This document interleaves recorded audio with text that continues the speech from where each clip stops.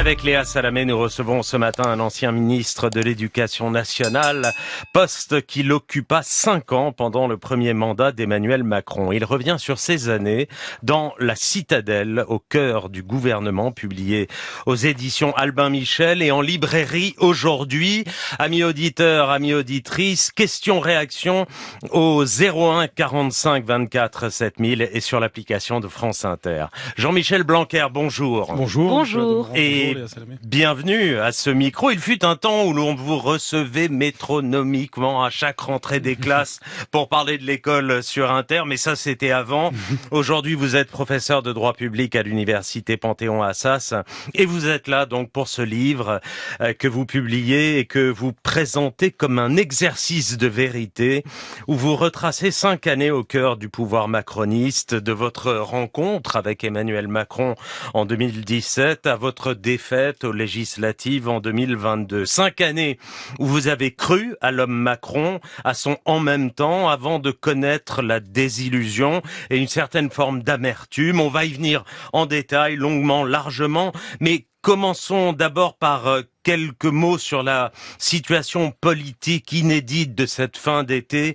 Plus de 40 jours sans Premier ministre, une Assemblée nationale fracturée. Comment la qualifiez-vous, cette situation, Jean-Michel Blanquer? Crise politique, crise démocratique, crise institutionnelle? On peut utiliser les 3 adjectifs, effectivement. C'est plus généralement une crise démocratique qui est en arrière-plan et qui ne concerne pas que la France. On voit souvent des pays européens qui sont dans des positions où finalement les décisions sont difficiles à prendre, où il y a des blocages. Donc c'est pas quelque chose de spécifique à la France. Et on voit bien d'ailleurs que c'est une question, par exemple, de montée des populismes dans l'ensemble du monde occidental. On voit par exemple ce qui se passe aux États-Unis actuellement. Et tout ceci doit nous interroger vraiment sur le fond des choses, sur ce qu'est la démocratie au XXIe siècle. Il n'y a aucun doute. Ça, c'est l'arrière-plan. Ensuite, sur le plan strictement français, il y a évidemment une crise institutionnelle, chacun le voit, dont la source est un usage erroné de la dissolution, c'est évident. Je reviens même un peu là-dessus dans le livre. Oui, vous en parlez, vous avez des mots durs, vous comparez la dissolution d'Emmanuel Macron le 9 juin dernier à la dissolution ratée de MacMahon. Vous écrivez, je vous cite, « Cela se voulait rusé et disruptif, c'était simplement irrationnel et immoral et par cela même ne pouvait déboucher que sur une sévère défaite par laquelle le président emportait avec lui le pays dans le vide où il avait choisi de se précipiter. Le choix de la dissolution n'est que l'acmé d'une vision bien trop personnelle de l'usage des pouvoirs présidentiels. » C'est vos mots dans votre livre. Voilà, donc ça résume les choses, en effet. Et si vous voulez, ça nous renvoie d'ailleurs à la lecture de la Constitution en général.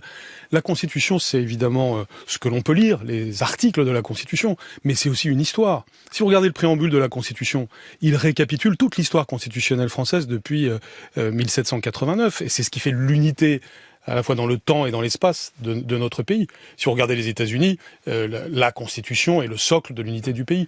Donc vous pouvez pas utiliser la Constitution comme un contrat avec lequel vous faites des coups vis-à-vis d'un adversaire. C'est au contraire quelque chose qui doit unir. Mais le prof de droit public que vous êtes, il pense aujourd'hui que la Constitution a été dévoyée ? Non. Comme le dit la gauche, qui parle du libéralisme. Non, je ne pense pas. Sur un terrain strictement juridique, il est évident que rien n'a été violé. Mais sur le terrain de l'esprit de la Constitution, et évidemment, on en paye le prix politique. Et le premier qui le paye, c'est malheureusement le président de la République lui-même, et avec lui, nous tous. Parce que, tout simplement, quand on se trompe de compréhension de la Constitution, eh bien, on arrive à ce genre de choses. Ça, c'est la dimension institutionnelle. Après, il y a la dimension strictement politique, et depuis, ce qui est évident aussi, et c'était vrai déjà avec le général de Gaulle, c'est que la structuration partisane conditionne tout le reste. C'est-à-dire que la Ve République est souple, et c'est la façon dont les partis sont structurés qui ensuite va conditionner énormément de choses. Or, nous sommes dans une situation qui ressemble plutôt à la fin de la Quatrième République, avec 2 extrêmes qui finalement embolisent le système. Jean-Michel Blanquer, pourquoi Emmanuel Macron a-t-il pris cette décision de dissoudre, selon vous? C'est de l'orgueil blessé, de l'impulsivité? Vous semblez carrément penché pour l'idée d'un suicide politique dans le livre. L'harakiri symbolique accompli en direct par le chef de l'État était spectaculaire. L'effet d'irréalité produit était inédit. Oui, je pense que là, je faisais référence à une phrase d'Edgar Faure lorsqu'il travaillait sur la disgrâce de Turgot, qui est que finalement, quand il y a des erreurs de ce genre, ça relève d'une sorte de suicide inconscient. Et en l'occurrence, il n'y avait aucune raison de dissoudre le soir des élections européennes, mais strictement aucune vis-à-vis de personne. Pour ma part, je pensais qu'il y aurait une dissolution en 2024, et elle me paraissait devoir arriver. Elle me paraissait devoir advenir après les Jeux Olympiques. Elle me paraissait devoir advenir s'il y avait un blocage constaté au Parlement. Il y aurait eu là alors une logique institutionnelle à dissoudre.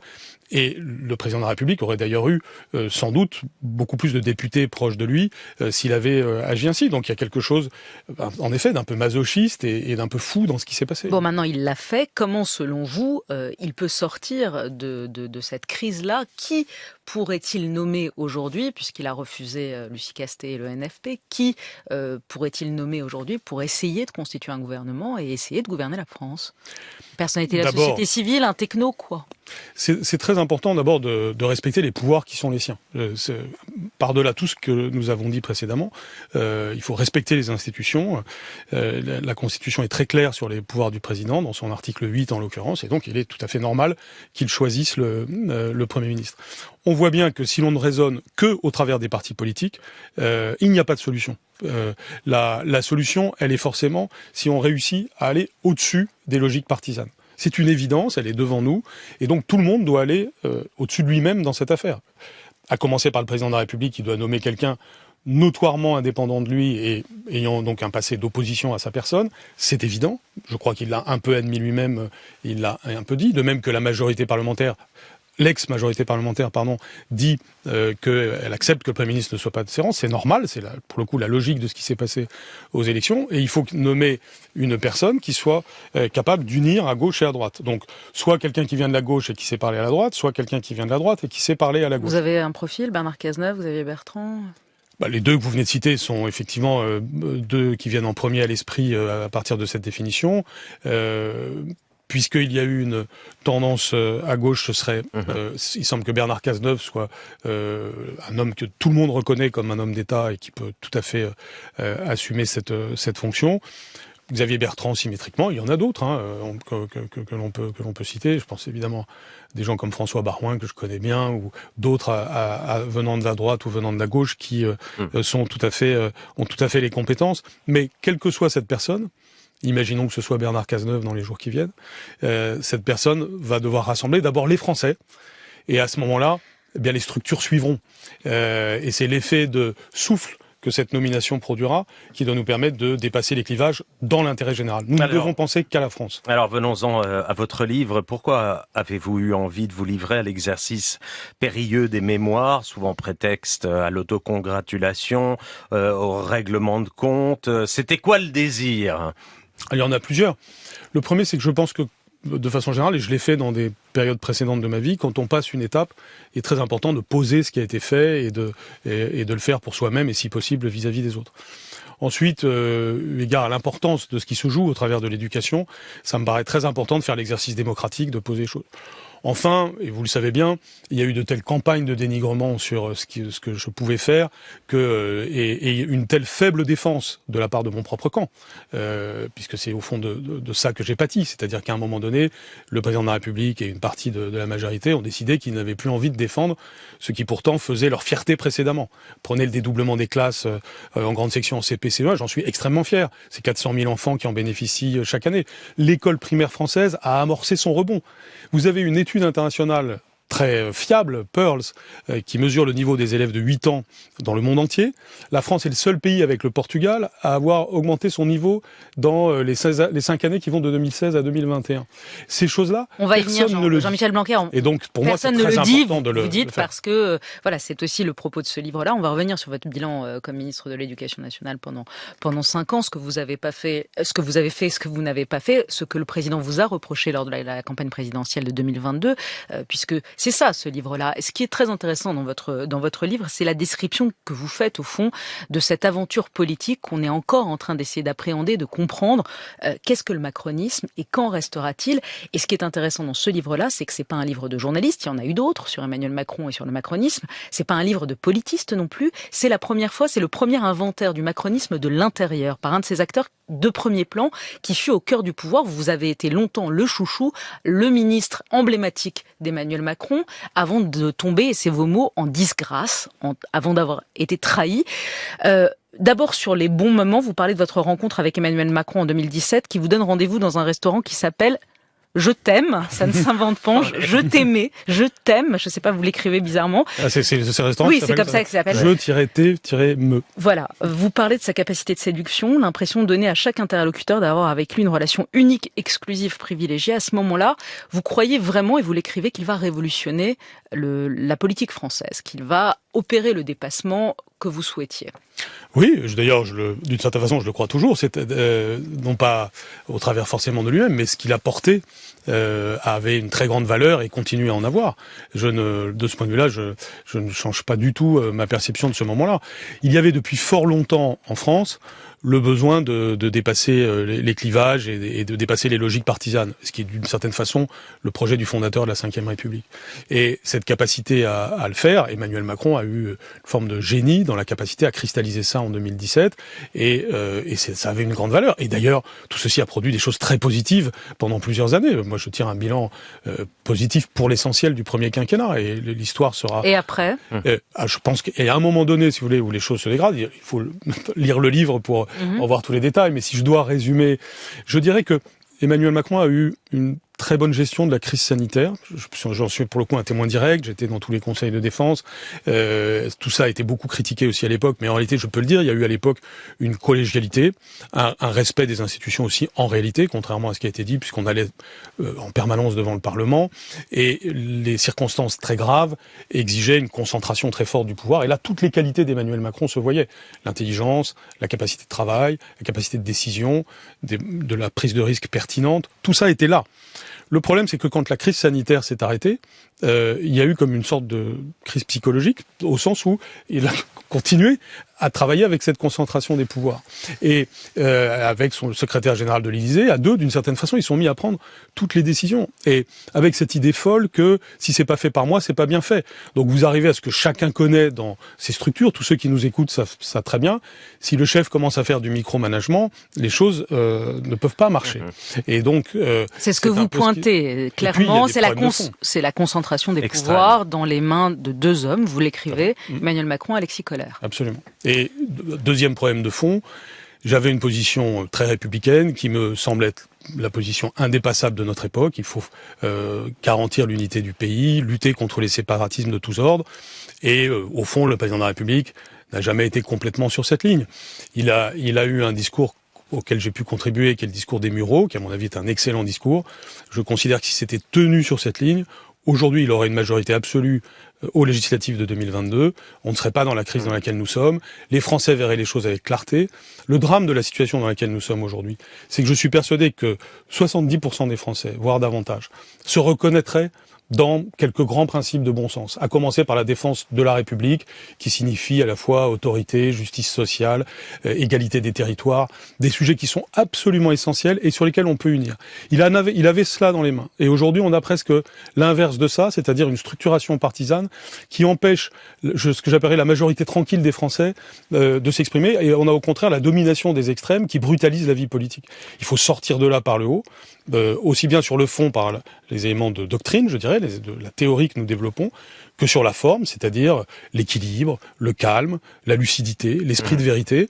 Et moi, je crois encore à ça en politique, et c'est pour ça que j'ai écrit ce livre. Et vous racontez dans ce livre très vite comment vos collègues ministres et les conseillers de l'Élysée vous envoient des pots de banane en faisant fuiter des infos et des off aux journalistes. Comment ce que vous appelez une descente aux enfers à partir du moment où vous refusez la demande d'Emmanuel Macron d'être tête de liste aux régionales. C'est la disgrâce.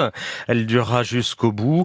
Vous évoquez la colère d'Emmanuel Macron. Je cite, il ressortait que j'étais au fond un ingrat, qu'il était inouï que je me permette de refuser sa demande, qu'il faudrait que je comprenne bientôt qui m'avait fait ministre et que ce qui m'avait fait pouvait me défaire. Comment ça ? Alors donc une forme de descente aux enfers. A posteriori, vous ne regrettez pas de ne pas avoir accepté d'y aller à ces régionales comme il vous le demandait, par peur de perdre face à Valérie Pécresse? J'avais aucune peur de perdre. C'était certain de perdre. Si j'y allais, j'étais certain de perdre, mais ça ne me faisait pas peur.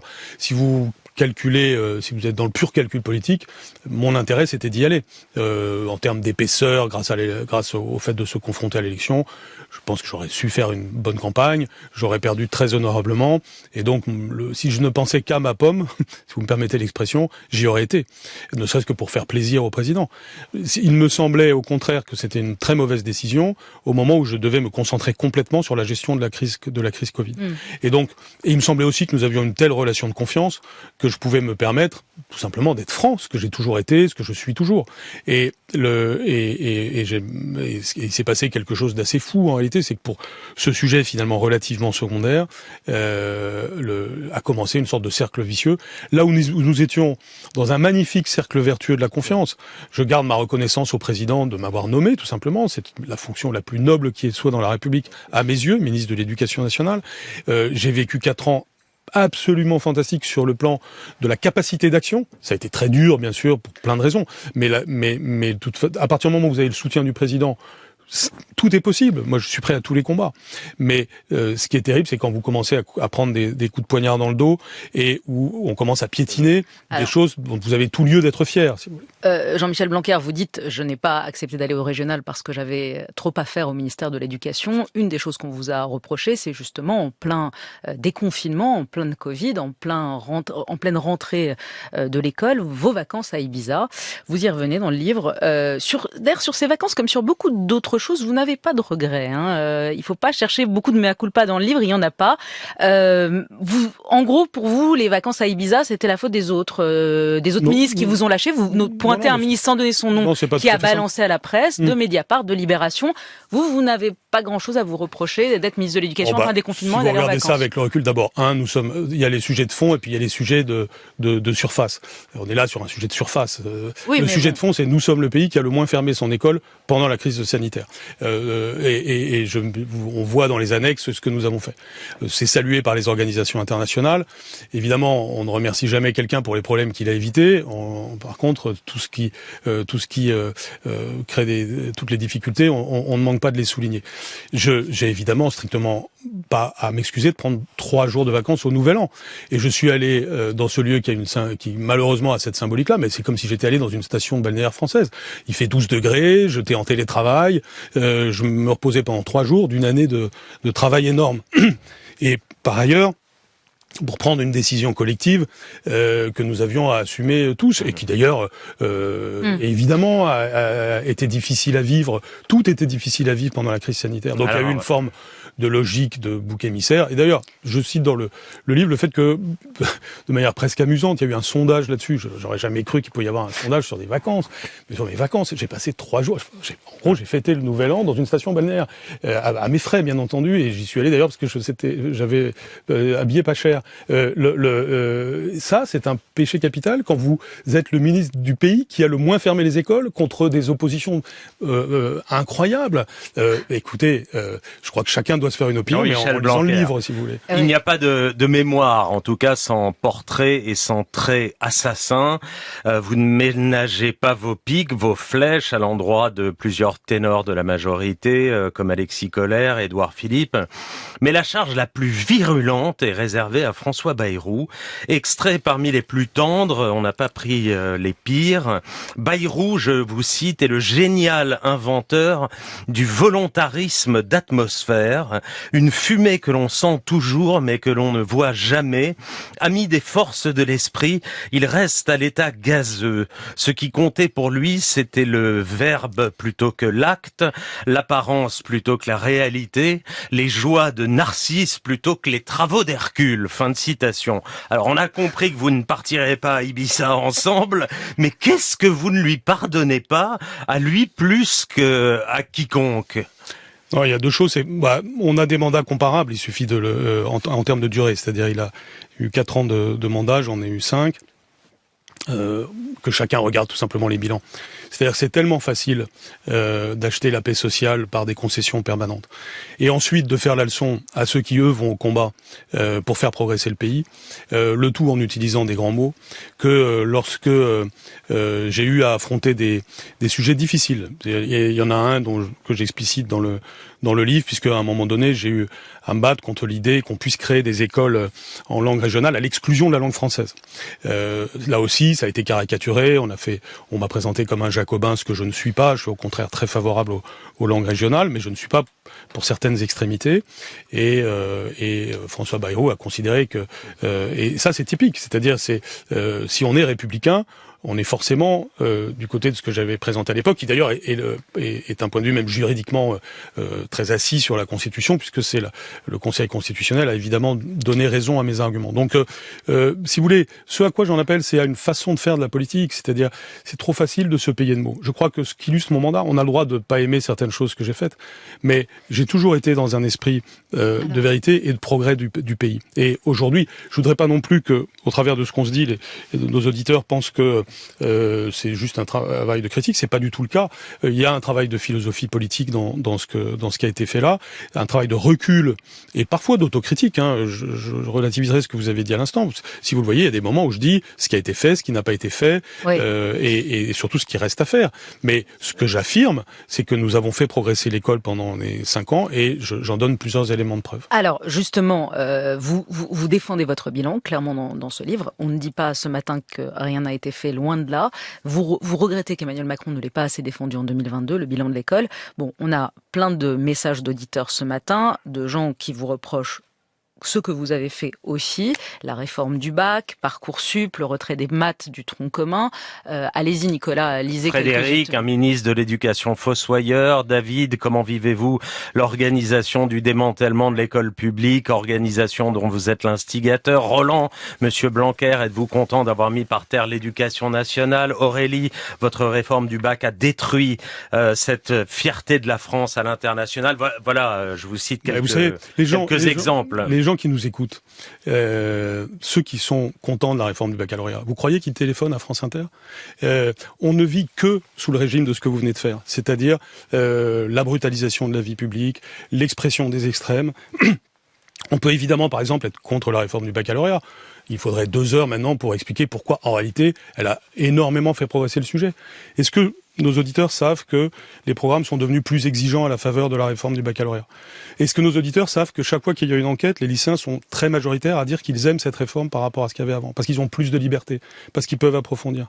Est-ce qu'on a envie de revenir en arrière par rapport à certains progrès qui ont été faits? Par exemple, l'oral, qui permet de développer cette compétence qui est fondamentale. Tout est allé dans le sens de plus de liberté et plus d'exigence, c'est-à-dire ce dont on a besoin. Et donc, évidemment, il y a eu des opposants de tous ordres. Je ne dis pas d'ailleurs qu'elle était parfaite. Quel regret vous avez comme ministre de l'Éducation sur une réforme où vous dites celle-là j'aurais pas dû? Non, il y a surtout celles que je n'ai pas pu faire. Je pense sur les maths. Vous n'avez pas un regret? Sur les maths, il y a un malentendu, si vous voulez. C'est-à-dire qu'aujourd'hui, les mathématiques sortent renforcées de ce que nous avons fait. Sur les mathématiques, regardez les programmes de mathématiques qu'il y avait avant et ceux qu'il y a aujourd'hui. On a sorti des chiffres à votre antenne, des gens ont même répandu des fake news. Par exemple, sur la baisse du nombre de filles, c'est pas vrai. Vous avez autant de filles aujourd'hui dans ce qu'on appelle maths expertes que précédemment. C'est autour de 20 000 à peu près. Elles sont, mais sauf qu'elles font 9 heures par semaine, là où c'était 8 heures avant. Le programme est plus approfondi. Et elles sont, et aujourd'hui, on voit qu'elles sont un peu plus nombreuses à aller dans l'enseignement supérieur scientifique. Donc, si vous voulez, on fait peur aux gens, on dit des choses fausses, et évidemment, ça peut participer de certains échecs de notre pays, parce qu'il faut aussi, c'est un peu comme pour les Jeux Olympiques, si vous voulez, ce qu'on disait avant les Jeux Olympiques et ce qu'on en dit maintenant. De la même façon, si vous voulez, il y a une espèce de volonté de la part de certains que les choses ne marchent pas, et même quand elles marchent, on dépeint. Alors après, je ne dis pas que tout est parfait, ce serait me caricaturer de dire ça. Et les gens liront, parce que c'est très précis. Il faut lire, tout simplement. Oui, il faut lire, parce que... Je donne la démonstration. Il faut à chaque fois, il faut beaucoup de pages, il faut des heures aussi pour expliquer ces choses-là. Pour finir, parce que vous le dites aussi, c'est un essai aussi de philosophie politique de l'intérieur. qu'est-ce qui restera d'Emmanuel Macron et du macronisme? Vous avez une réponse qui est là aussi très dure. Vous dites, il y a une anthropologie du gaullisme, une anthropologie du pompidolisme, une anthropologie du giscardisme. Quelle sera l'anthropologie du macronisme? De sémillants trentenaires, technocrates ou intrigants, les yeux rivés sur les sondages et les écrans pour piloter à vue, sans culture, sans vision et sans valeur. J'avais quand même un point d'interrogation. C'est une question que j'ai posée au président de la République en lui disant c'est ça que vous voulez. Les mots sont là. Parce que, mais regardez le personnel politique que nous avions au début du premier quinquennat et ce qui s'est passé ensuite. C'est comme si on avait, je pense à Gérard Collomb que j'aimais beaucoup, évacué très rapidement. Regardez ce qui m'est arrivé. C'est-à-dire que nous avons besoin, pardon de le dire ainsi, je le dis sans prétention, mais d'épaisseur humaine. On a besoin aussi de diversité de points de vue. On n'a pas besoin d'avoir simplement un seul chef et ensuite des jeunes ambitieux derrière. Vous voulez même proposer qu'on ait bossé pendant 10 ans dans une activité professionnelle avant d'être nommé ministre. Oui, parce que vous savez... Gabriel Attal appréciera. Je regardais le débat Attal, Bardella, Bompard. Je les regardais tous les trois. Et je me disais, mais au fond, aucun des trois n'a une expérience professionnelle. Aucun n'a mené un projet de A à Z dans sa vie. C'est-à-dire que je crois que dans un moment comme celui-là, où ce qui compte, le moment que nous vivons actuellement, où ce qui compte, c'est pas les partis politiques, mais le pays, où ce qui compte, c'est les êtres humains, c'est l'intérêt général, faisons un peu attention à la valeur des hommes. C'est pour ça que j'ai dit du bien, parce que je dis beaucoup de bien de beaucoup de gens aussi dans ce livre, je tiens à le dire. Ce matin, je dis du bien de Bernard Cazeneuve, je dis du bien de Xavier Bertrand, du bien de François Barmin, je dis du bien de Françoise Nyssen dans le livre, par exemple. C'est des gens de valeur. C'est important, la valeur humaine. Et j'y crois. Et j'y ai cru en suivant Emmanuel Macron. Et je crois que c'est encore possible. Je crois encore à cette capacité à dépasser les clivages et à vouloir l'intérêt général. Merci beaucoup. Jean-Michel Blanquer d'avoir été au micro d'Inter, la citadelle au cœur du gouvernement, chez Albin Michel et en librairie aujourd'hui. Merci encore. 8h49.